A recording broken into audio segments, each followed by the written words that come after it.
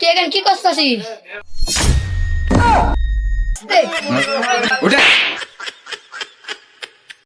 Motion ভাই, ওরে মনা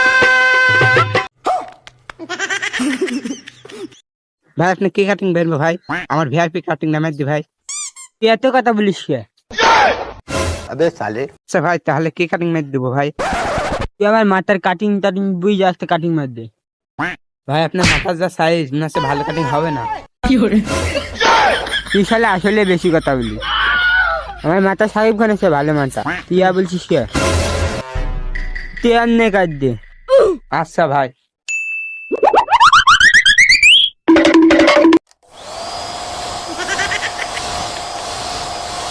কিরে তুই এখন কি করছিস?